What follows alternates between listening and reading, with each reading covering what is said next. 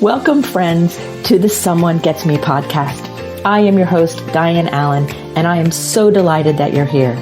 This podcast was created because I believe there is a visionary leader inside each one of us who is waiting to be seen. In each episode of Someone Gets Me, you will hear useful tips from successful visionaries who will share their stories about how being seen has allowed them to take their vision out into the world with action. Inner inspiration and what drives you with Jennifer Marshall. Hi, friends. It's Diane here, and I have a really cool person that we're going to talk about some really amazing things. So Jennifer Marshall is here with me, and Jennifer has an amazing life. She's been in the Navy, and she is an actress, of course. You probably already recognize her. I do. And she also does a lot of community service. But the thing that really inspires me about Jennifer and why she's on the show with us here at Someone Gets Me is that inner inspiration, that part of her that keeps expanding and growing and transforming, even with all these different varied things happening in her life. So we're going to learn about Jennifer and what inspires her from those deep, motivated spots. So get your tea, sit back, and enjoy our conversation. Welcome to the show, Jennifer. Thank you so much for having me, Diane. I appreciate you accommodating my schedule. You've been amazing. Oh, my pleasure. My pleasure completely. So I would like to start out with kind of a question that might be a little bit different. And that is, what age group were you? Like, what decade were you in when you started really connecting to that inner motivation you have? Like, you love to serve people. You love to do things. Like, were you always like this, or did it happen when you were a teen, or when did you really connect to this? I'm here to serve. I think, honestly, it happened after I kind of got out of just survival mode. So when I was on my own and I was able to kind of meet my basic needs, then I realized that I received a lot of happiness and internal happiness from just helping other people, and other people helping me from early on was the reason that, sometimes we had food to eat or we had clothes on our backs. So I definitely identified with that, but I just wasn't at a point until maybe in my 20s that I could give back. And I'm so glad that transition happened, because it's so much a part of who I am. Yeah, that's great. So when that first landed on you, I'm going to help people because people helped you. And like it is, as it was unfolding, did you imagine that your life would look as amazing and multifaceted as it does today? No, if you would have told me, as a kid or as a teenager, this is what your life is going to be like, I would have said, get out of here. There's no way. There's no way. I graduated from a tiny little high school, 79 kids in my graduating class. And I had no idea what I was going to do. And if you would have said, oh, you're going to go to Hollywood and you're going to be in a position where you can really make a lot of change with veterans and do work in Uganda, I would have said, that's crazy. You're crazy pants. No, that's not. Right. It was like so far out of the radar. So how is it? I mean, I'm really curious about how you began the journey. Like, how did you take those first steps? What happened? Because I think I work mostly with gifted and twice exceptional people who have all these great visions. And sometimes they get stuck because it's like, it seems so big. It's like so far out of the radar, but yet it's totally doable. And I think you're living that. So what steps did you take kind of initially, and how did that all begin and to get the momentum started on this amazing journey of yours? I think for me, I grew up in an environment where I didn't really feel supported or that people thought I could do something great. And I mean, sadly, I think it probably started out of, I'm going to prove them wrong. There was something deep down where I said, I get to decide my life once I'm 18 and I leave. And the exception to that was probably my mother. My mother she used to say, you can be anything you want. If I said I want to be an astronaut and I don't have the science or math background for that, she would say, go do that. So she was the one person in my life who has always been that way. And I think there was a little bit of fake it until you make it, I guess. Mm-hmm. I had to pretend like I had that self-confidence to really get that self-confidence. And it's like eating an elephant. How do you do it? One bite at a time. And that has been my life, is I see this huge thing that I'm going to tackle. And yes, I know it's going to be a lot of hard work, but get started on it. Take that first bite, because the longer that you lament about how hard it's going to be, you're going to be behind the other people in the buffet on the elephant. Right. That's a great analogy because you don't want to be at the end of the line on the buffet. Oh. You don't. Oh, that's genius. So I don't know. I keep saying using the word genius with you. So it's that really cool energy. And so what was the first step of the fake it till you make it? What was that first bite of that elephant that Jennifer took? I think the first step was realizing that the trauma that I had accrued as a child and a young adult was not a downfall for me. It was something that I could either choose to lament and say, this was terrible and this happened. Of course, these things happened. But I saw it as an opportunity to tap into emotions and create beautiful art and heal myself from the inside out. So I think once I realized that I have these experiences to pull from as a young person in acting that other people don't have, that kind of is where it started. And I just started auditioning for things. And even though my resume probably didn't warrant it, I would show up to another audition and just act like my resume warranted me being there. And it caught up to a point where it certainly did warrant it. And even now, sometimes I think I'll be sitting at a table with a bunch of people who are, high ranking or famous or whatever, the experts in their field. And I often will think, am I supposed to be here? I try to quiet that internal voice, but yeah, it's been an incredible journey. Oh, yes. So did you ever suffer from imposter syndrome along the way where you were just really good, but you weren't sure? And what if they found out and all of that? Yes. I think if you look up imposter syndrome online, there's probably a giant billboard of me next to it because I thought, here I am, this girl who came from a family of very modest means. I don't belong in Hollywood. I don't belong here. I served in the military, but I wasn't, boots on the ground in Iraq or Afghanistan. I deployed, but it wasn't the same as, somebody's deployed 3 times to Afghanistan, 2 times to Iraq. And so I often felt, am I in this position to advocate for veterans? Am I in a position to advocate for more veterans being in Hollywood? And there was always a part of me that said, no, you're not. But then another part of me said, if not you, then who? Mm-hmm. Right. You may not be a perfect fit, but you're going to wait for somebody else to come in and take a slot that may never be filled. So step up to the plate, have self-confidence, and do what needs to be done. And use your voice. And I am so blessed to have a voice because there are so many veterans that I talk to who don't have those opportunities and they aren't listened to. And so I wasn't content to say, all right, I get to be in TV, I get to be in movies, and now I'm going to use that to self-promote. My number one goal and my number one concern is our veteran community and what I can do to make that easier on other veterans who haven't had as easy of a transition as I have.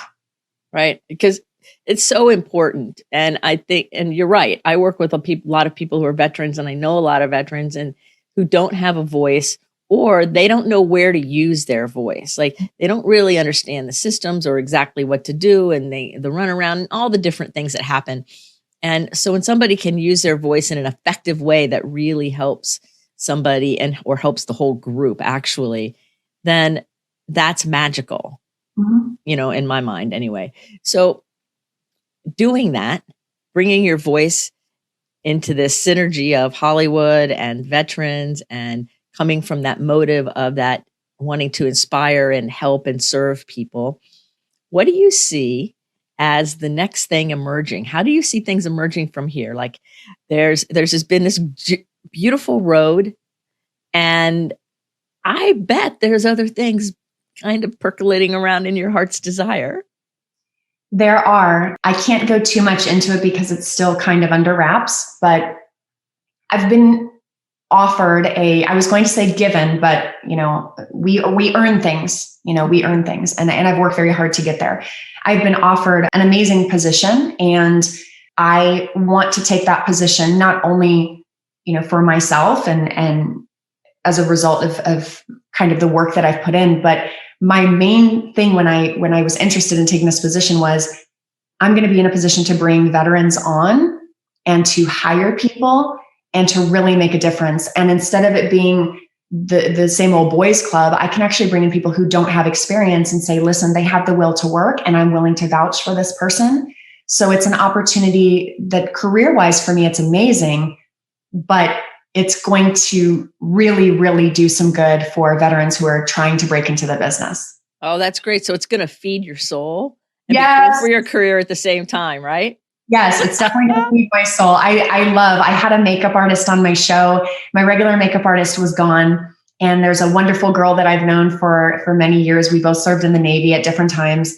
And she was a makeup artist. And I was able to get her in and hired. And she had her first TV credit. And that is so difficult to break in there, to have your first network TV credit. So that made me so happy and inspired me to say, let me try to get as many people hired as I can. Oh, I love that. I have goosebumps. I'm like so happy. So let's talk a little bit about work ethic. And because a lot of people might look at you and go, well, it's really easy. She's really pretty and she's smart and she can do this.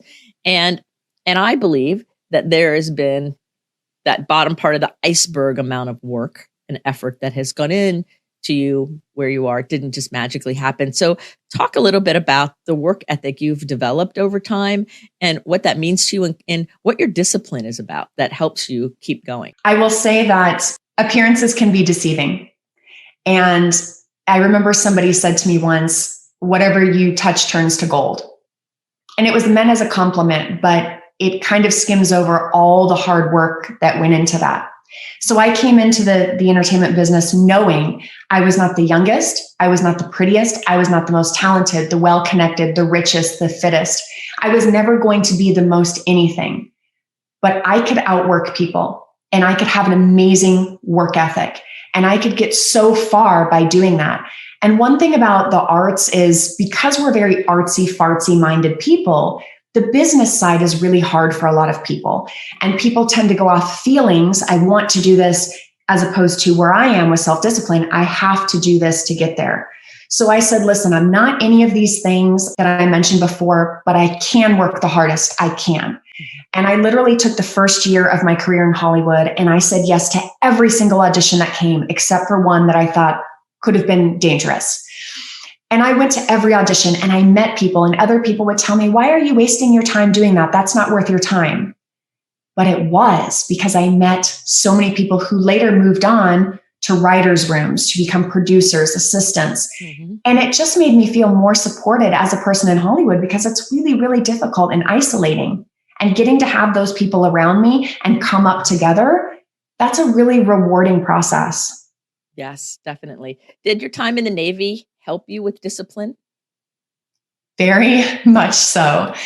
My time in the Navy, any veteran listening to this is going to vociferously nod as I tell this. They give you a mission or something you have to do, and they say, all right, you have half the time to get it done. You have 75% of the supplies, and you don't have all the personnel. And you cannot, like many places in the civilian world, just say, we're not staffed for that. I can't do that. You have to get it done. So I came in knowing when I moved to Los Angeles, I was over 30. I was a woman. There's 50% less roles in TV for women than there are men. And so I said, and don't ask me how that happens. I have no idea. I'm assuming it's reenactment, shows, historical type shows.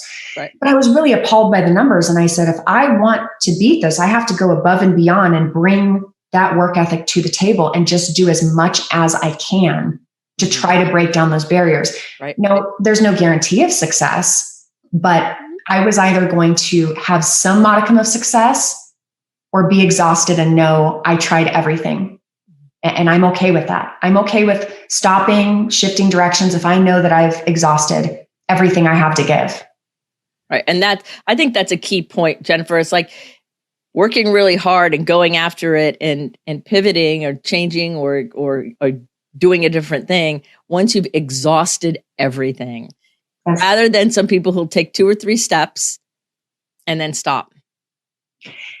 What I always tell people, speaking of the 2 or 3 steps, so many actors will tell me, well, I heard no on this audition. I didn't book this. And I always tell them, and I can't speak to other industries. I'm sure there's some bleed over into that. No is very rarely no, unless we're talking about consent and physical relationships. That's different.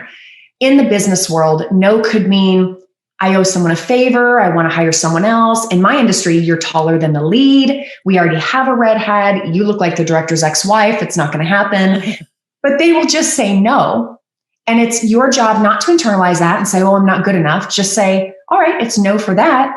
That means I'm one step closer to booking my next role, because it's no for this, but it's not no for forever.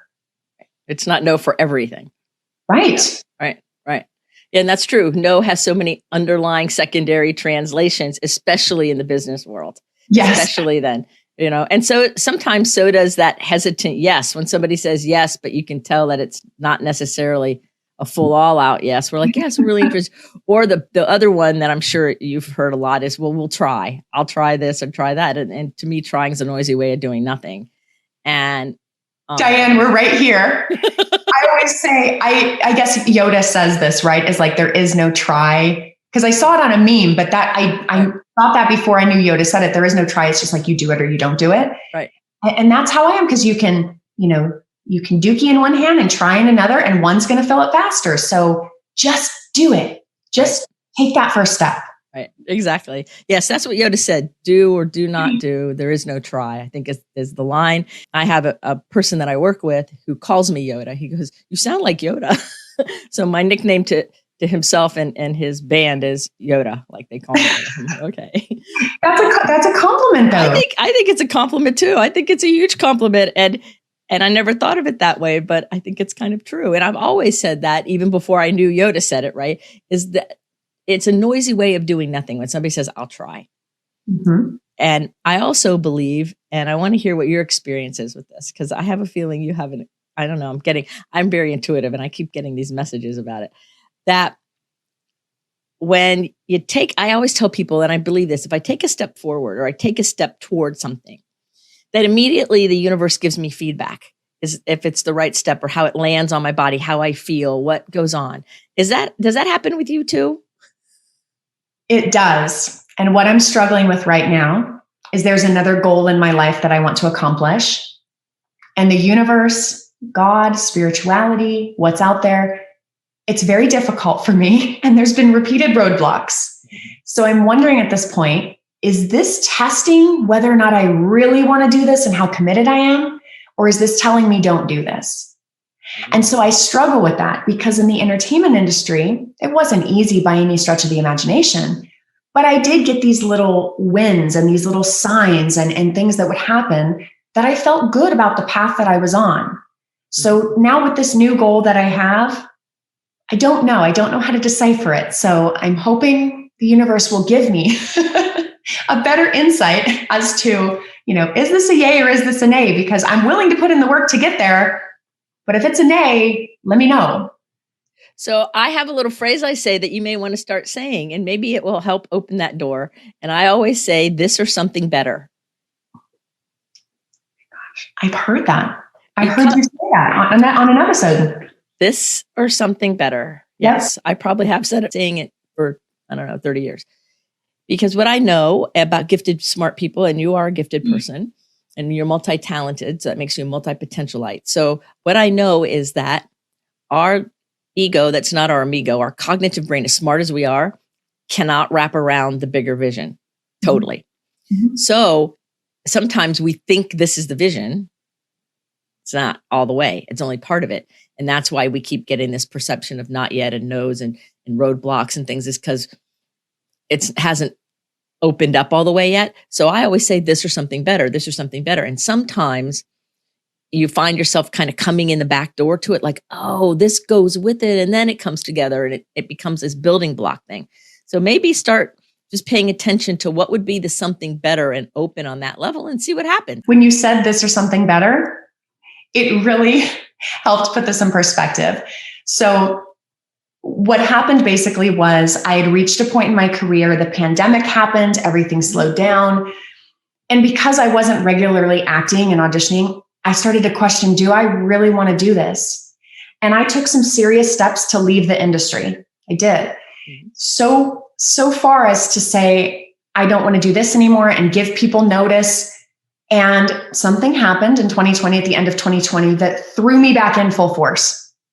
Whether or not I wanted to, threw me back in full force. Right. And then really good stuff, again, started happening in 2021. So this or something better, the better happened to be what I was trying to get away from at that moment. Right. Right. Well, I also have another phrase. You're just reminding me of all of these things. The other thing I think of all the time is if it is meant for you to do, if it's your calling, it's like there's a difference between what you can do and what you're called to do, right? If it's your calling, it will hunt you down and it will never leave you alone, and it will keep knocking on the door, and it will just keep following you around. I've tried to leave things that I was doing for years, and then I'd get slammed back in, sometimes in a different way, sometimes not. And I finally was like, okay, fine. Because I'm tired of getting like just thrown all over the place. But if it's your calling, like your soul calling, it will not leave you alone until you say yes and you keep following directions. So I figure instead of getting all bruised up, we should just say yes. I feel hunted down, Diane. I feel hunted at this point that I have major targets on my body. So maybe that's a sign. So maybe the sign is just, okay, all right, my answer is yes. Fine. Yeah, the answer is yes. Whatever it is, I'm willing to do it. So kind of speaking to the whole universe and see how this is going to lay out, and then say, okay, my answer is yes, and give me a clue of what that looks like, what I'm supposed to be doing with the yes. Say it in a way I can understand it. Yes. My internal dilemma is really, as an actor, I love to create and I love to work with people, and I love that it gives me a platform to help others. I love that. But there is a part of it that I wonder, am I making a difference? And so the other thing that was calling me was, you could do this career and really make a difference. And so it was trying to balance the two. But there is something I love about acting. Because it's feast or famine, you're working a lot or a little depending. I have a lot of time to volunteer. I'm on the local fire department, and I'm an EMT, so I work with them. I love being able to do that and give back. And if I had another job, that probably wouldn't be possible because I wouldn't have that time, that extra time. Right. And giving back is going to take lots of different forms, right? That sometimes it's even an atypical form. It's not what somebody would think. And like somebody wouldn't look at you and know, oh, she's an EMT. And oh, by the way, she volunteers for the fire department when she's not working. That's a way of giving back that's not typical. Mm-hmm. And for you, it's not going to show up typically. Look at your life. What has been normal and typical? Probably nothing. Probably, right? It's like, well, I don't know. So therefore, it's important to say, okay, well, this or something more, see where it goes. Because I think something magical is happening. I can feel it just talking to you. And so let's talk about transformation. Yes. For a minute. Mm-hmm. I have all these topics for you.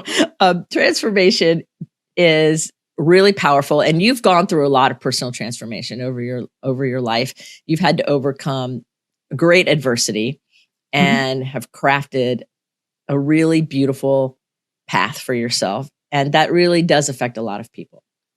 And so what would you credit your own personal characteristics? What would you credit about you that makes it so that this transformation process that you're going through your whole life really landed and takes root? I think for me, it's twofold. The first kind of thing that pushed me toward that was, I don't want to end up the way that I grew up, surrounded by poverty. There were people I knew who lived near us who had gone to jail. I didn't want any of those things. My two best friends were teenage mothers. Right. It's a very difficult way of living. So I think the first thing that kind of propelled me in that direction was maybe fear. Honestly, maybe fear, but it did help me say, I want something different. And then, somewhat recently, I dealt with a very difficult time with an illness, and it just made me reevaluate, if I were to not make it out of the other side, I want to know that I have zero regrets and I've lived my life to the fullest and I've done things. So that actually has really helped me just kind of loosen up. I guess you'd say I went hang gliding. I did things I've never done before in my life. And I ended up telling my best friend that major health scare was the biggest blessing I've ever had in my life. Mm-hmm. And most people would say it was terrible. This is what I went through. It was such an incredible blessing. It really was. Yeah. Because it reminded you of the power and beauty of your own life and all that it entails. Yes. And that just so touching. Oh my gosh. So if somebody's listening to you right now and maybe they're afraid to start eating that elephant, or maybe they kind of want to change and make changes, but transformation's hard, or they have destination addiction, I call it. They want to land at the end before they even get started. Do you have any like words of wisdom that you might want to share with somebody who's trying to maybe take a shortcut, or they don't know where to start, or just kind of in that confusion spot, I would say if you don't want to get started, it's like when a runner first starts. You're never going to be super fast, but you're always faster than the person sitting on the couch binging Netflix with Twinkies, right? So it's okay to be a little lost in the beginning. It's okay to be a little slow. I was all of those things. As things progress, they will get more comfortable, and your growth does not take place in your comfort zone. And the more that you put yourself outside your comfort zone, at this, I'm an expert by this point. Put yourself outside, because it will get easier and easier and easier. And now I pretty much place myself outside my comfort zone almost all the time, because it feels unnatural for me to sit in my comfort zone, because I'm so used to pushing myself out there. And you might feel stupid. You might feel uninformed. You might feel not qualified. Those are internal feelings. And if someone else is looking at you saying, oh, they're trying to improve themselves, but they're dumb, they don't know this, they don't know that, that is not someone's opinion that you should ever take into consideration, because it's mean-spirited. It's like when you go to the gym and you see someone who's not in great shape, but they're working on their health. The proper thing to do is to support that and champion that and be proud of them. Right. Yep. Not to giggle in the corner and say, oh, look what this person is doing. No, we want to bring each other up. There's enough things in this world that bring us down. Support each other. Yes, I agree with that 100%. And it's so important, because that first step is the hardest step, I think, in any of it, in all of it. But even when it comes to getting outside of our comfort zone, because I'm like 100% intuitive or introverted. I'm intuitive too, but introverted. And so when I first had to do public speaking and I went to seminary and actually had to like talk in front of people, it was tricky. But I just remember when I heard Tony Robbins, like before he was famous, say, just pretend like it's the second time. I'm like, okay, I'll pretend like I'm very matter of factly. I'm going to pretend like it's the second time, run it through my head and do it like it's the second time. And I didn't even realize the power of what that was. I was naive to all that. We're talking 40 years ago now. And I pretended like it was the second time, and it was brilliant. And everybody was like, whoa. And even I was like, whoa. And so sometimes it's just being willing to put our mind in the right spot and say yes to that, whatever that is, the opportunity, the idea. And I wrote that down, pretend like it's the second time, because that's very valuable advice. Mm-hmm. Yeah, it was, and it changed my life. And it was just something that I learned. I know it was from him, but I don't even know how I got it, whether it was in a book or what, but I just it like logged in my head. You know how like you read something or you hear something, it just sticks. And so I was nervous, and I'm like, okay, well, run it through in your mind. And then now it's the second time. And now I understand the neuroscience behind that, using visualization to get yourself there. But I didn't know that then. But it gave me so much power and confidence that I could do something that previously I thought I couldn't. Do you ever operate outside yourself? As far as I remember, when I was shooting something big for the first time, I kind of almost saw myself outside of my body. And it was a very odd thing. It was like, all right, I'm watching this person who's competent at what they're doing this. But it was a very odd sort of thing where I removed a part of me from it in order to have the person doing whatever it was be successful. Right. And that's it's called stepping out. There's actually a phrase for that. And it's important to know that we can do that. We can step out and have the experience and then step back in, and that's important, especially when you're acting or you're doing any kind of thing. I work with a lot of musicians and performers in different ways. And there is a lot to all of the dynamic of this, of life in general, right? When we're going to be authentic and have all these heart's desires. Because I think that the creative people who are gifted, which is probably not quite one and the same, but pretty close, are here to change the world.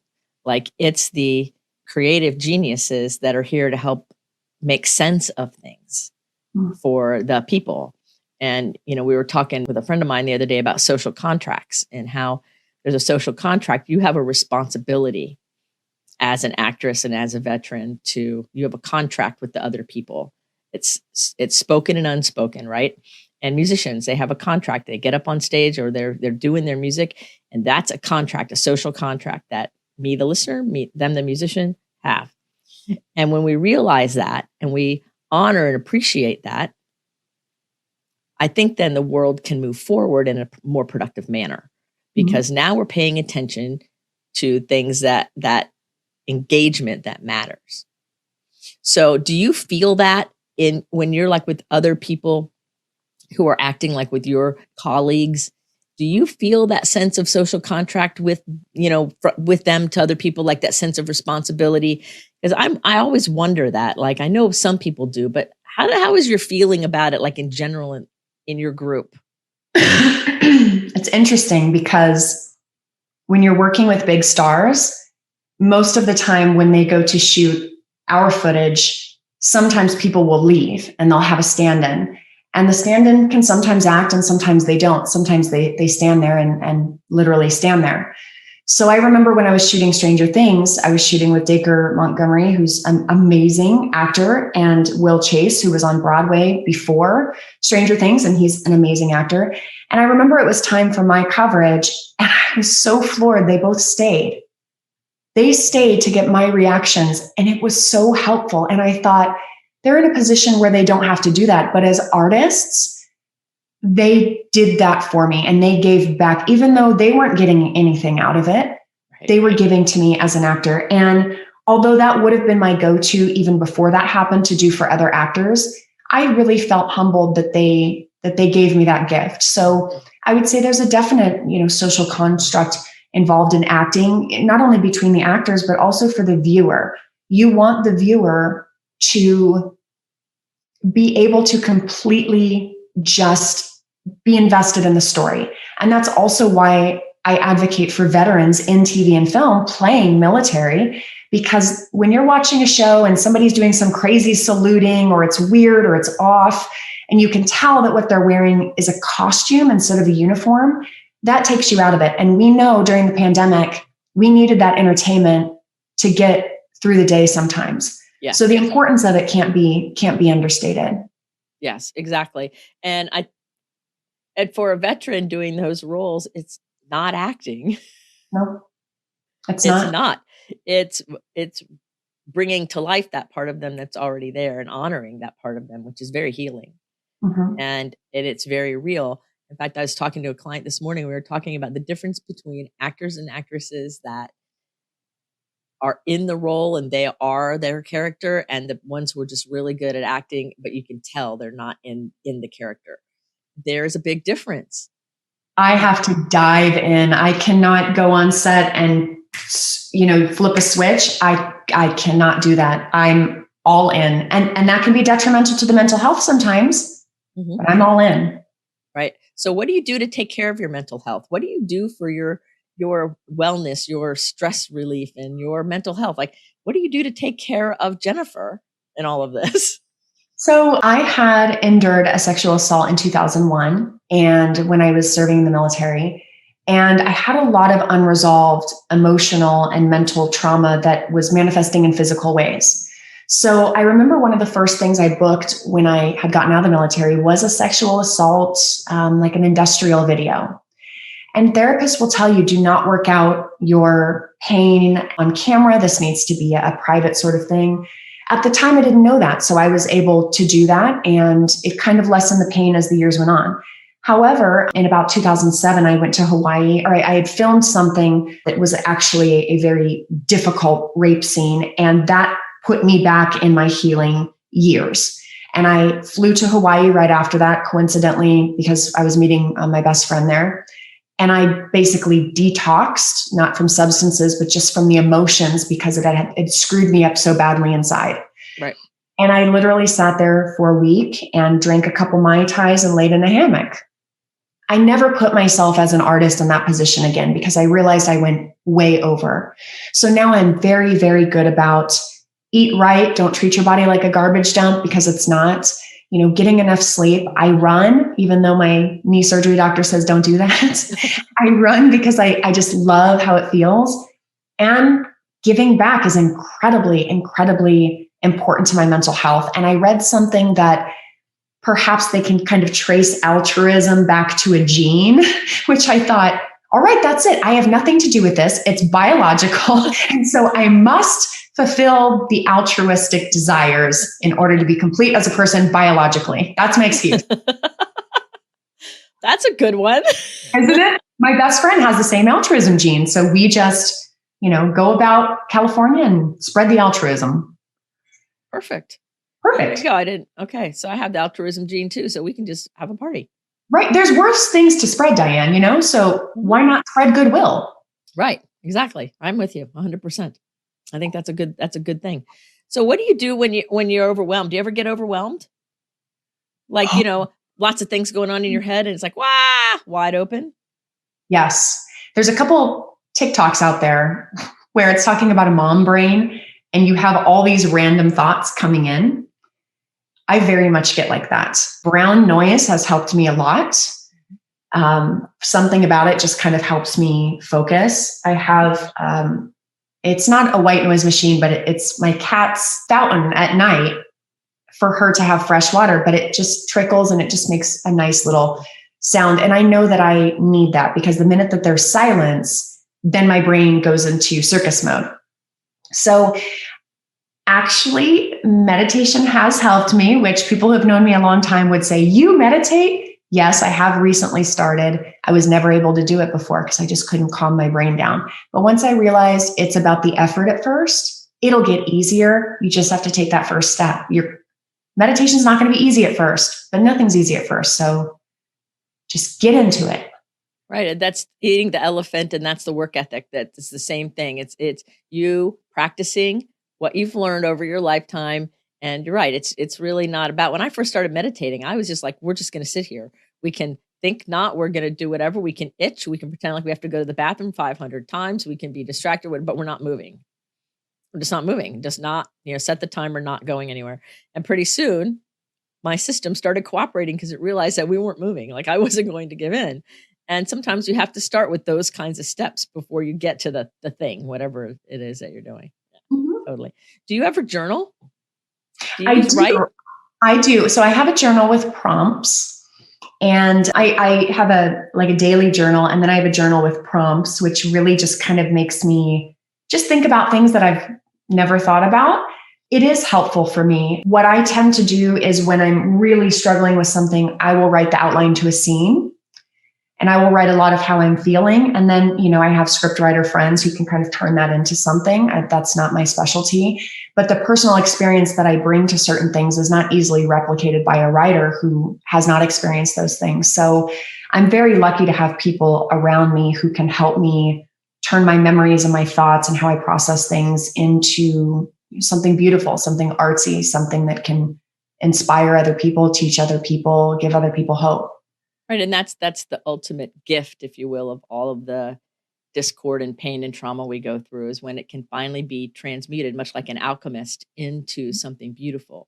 Mm-hmm. However that shows up. So again, coming back to your statement that you started going to all those auditions, even when you just kept going, yes, and meeting all the people. Now you have a whole network of people around you years later where you can write an outline down, and there are people that can help you put the things together in a really beautiful, magical way that had you not stepped out of your comfort zone back then, this would not be happening today. Absolutely. So, I have great respect for that. And I love following the path because I think that so many of people in this culture were so conditioned to immediate gratification. If it's not in 3 seconds, don't do it, blah, blah, blah, blah. And that's not how life really is. Not at all. Not at all. And because it's very, very clear to me that there really is a lot of effort that goes into things with focus. Mm-hmm. My tagline for my business is focused action yields powerful results. Ooh, and so because we have to focus our action, it's just not random. Like if we followed all the random stuff in our head, we wouldn't be getting anywhere.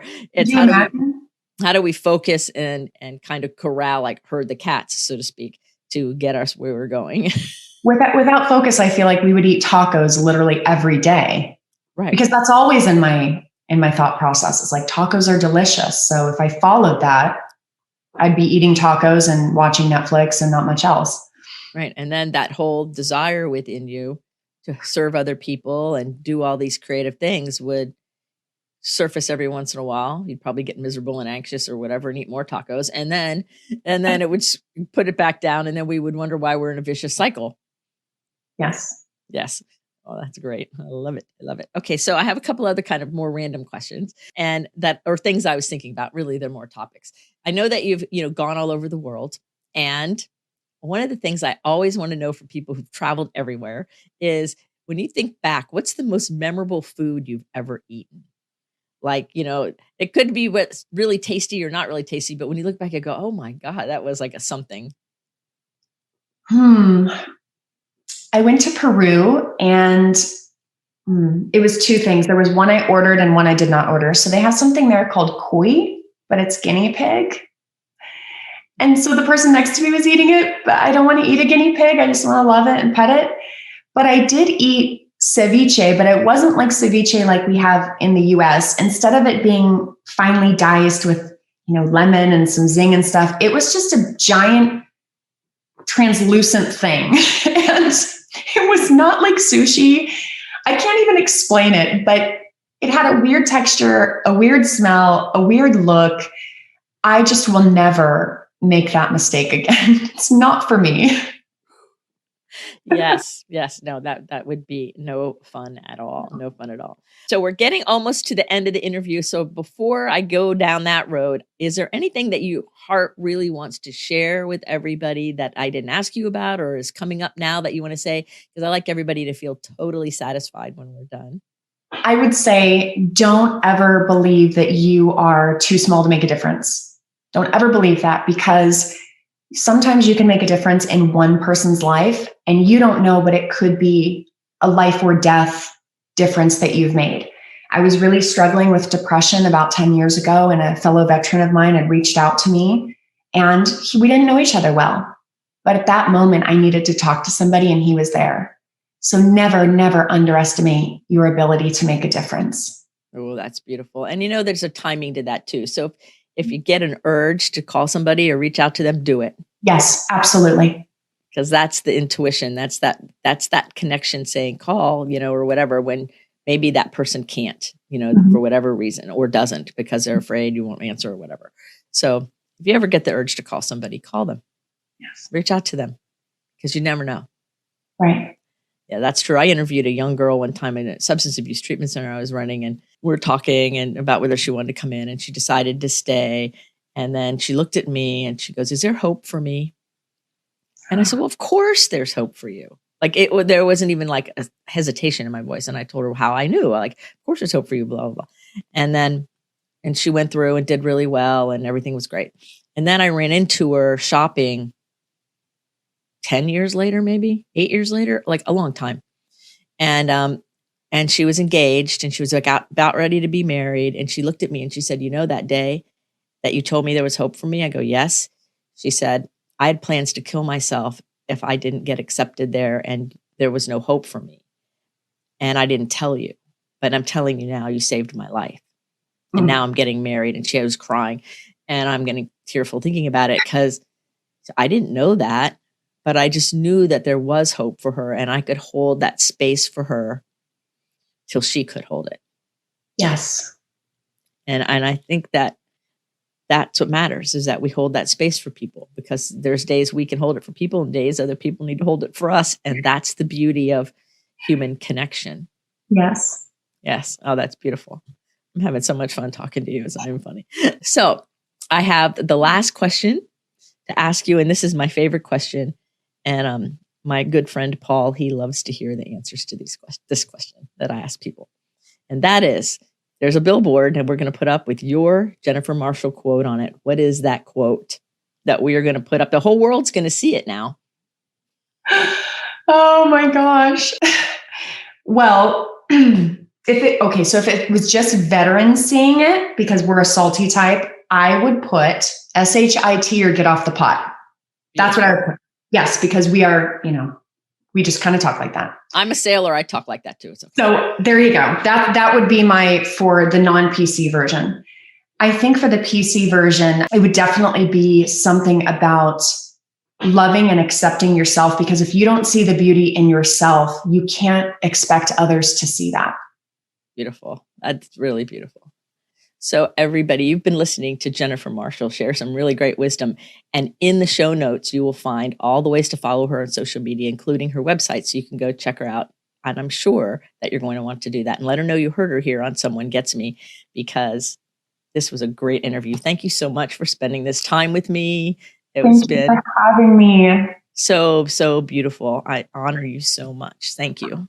Thank you. Thank you. So remember, everybody, put your face to the sun so the shadows fall behind you, because you're a rock star. You're here on purpose with a purpose. So go out there and serve and be your beautiful, brilliant self. Until the next episode of Someone Gets Me, be well. Thank you for listening. I trust you gained some valuable inspiration and information. Please join me and other visionaries in the Someone Gets Me Facebook group. Or for more information on my services and additional episodes, visit someonegetsme.com. Again, thanks for listening.